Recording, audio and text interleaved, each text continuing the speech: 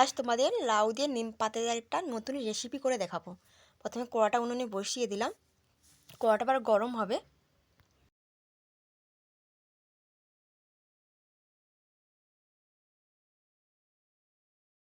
কড়াটা গরম হওয়ার পর সব নিম পাতা তুলে দেবো।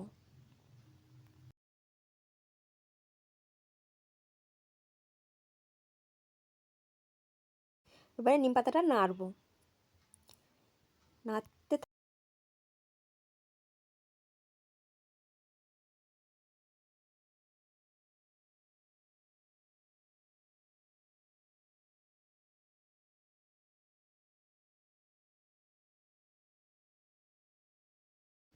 নিম পাতাটা নেড়ে নেড়ে লাল বা কালো করে একটু ভেজে নেবো, না নিচেতে পুড়ে যাবে।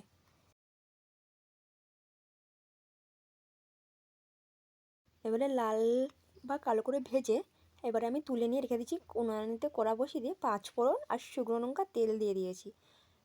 এবার এটা গরম হয়ে যাবার পর, মানে একটু লাল লাল হয়ে যাওয়ার পর এবারে আমি লাউ তুলে দেবো। এবার নাড়তেই থাকবো, নেড়ে এবারে অনবরত নাড়তে থাকবো।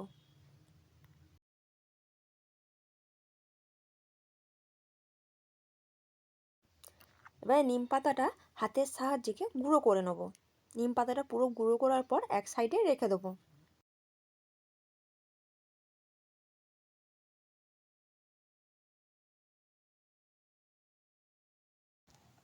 এবারে নুন, পরিমাণ মতো নুনটা দিয়ে দিলাম।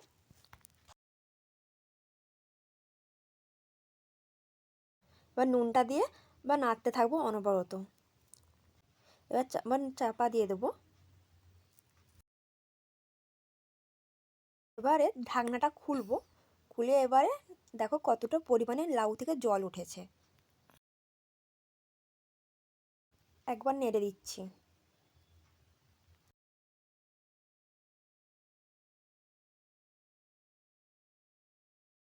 দেখো আমি আবার চাপা দিয়ে দিলাম। এবারে আমি ঢাকনাটা খুলে তোমাদের দেখাচ্ছি লাউ থেকে কতটা জলটা বেরিয়েছে। এখনো জলটা এতটা শুকনো হয়নি।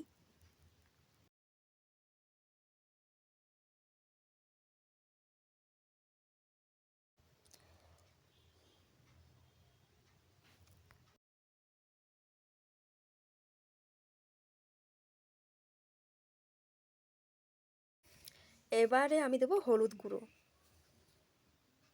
দিয়ে নাড়তে থাকলাম।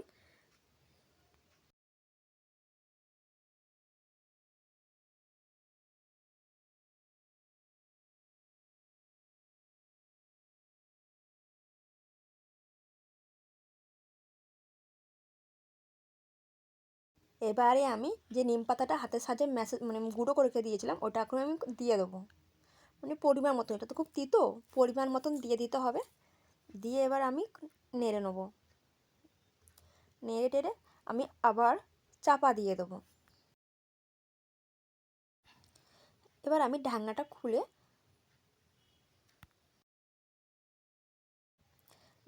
তোমাদের দেখাচ্ছি।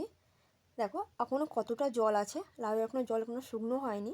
এটা সেটা আস্তে করে দিয়ে উনুনটাকে আস্তে আস্তে করে জাল দিয়ে করতে হবে, কারণ লাউটা নাহলে সিদ্ধ হবে না। আমি আবার চাপা দিয়ে দিলাম।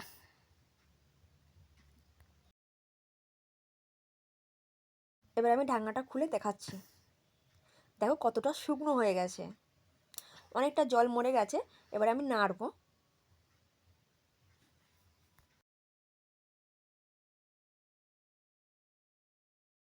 এবারে অনবরত নাড়তে থাকতে হবে, কারণ জলটা যথেষ্ট শুকনো হয়ে গেছে।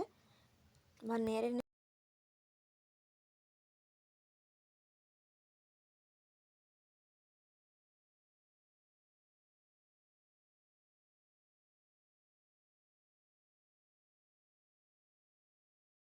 এবার আমি অনবরত নাড়তেই আছি। নেড়ে নেড়ে পুরো জলটা পুরো শুকনো করে নেবো। লাউয়ে কোনো জল টল কিছু থাকবে না।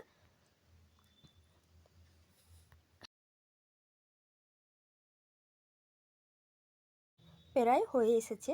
এবার আমি নামিয়ে নেবো। ভালো লাগলে লাইক, শেয়ার, কমেন্ট অবশ্যই করে দিও। টাটা।